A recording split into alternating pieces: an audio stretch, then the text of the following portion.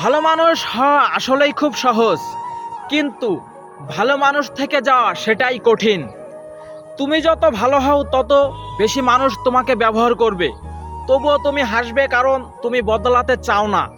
একসময় বুঝবে পৃথিবী ভালো মানুষকে শ্রদ্ধা করে না, সে শুধু তাদের প্রয়োজন ফুরালেই ভুলে যায়। কিন্তু তাও ভালো থাকা একটা সাহস, আর এই সাহসই আজ সবচেয়ে আনকমন জিনিস এই বাংলাদেশে।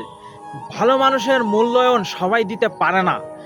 যেখানেই ভালো মানুষ আছে সেখানেই সে যত ধরনের সমস্যা আছে সেগুলোর সম্মুখীন হয়।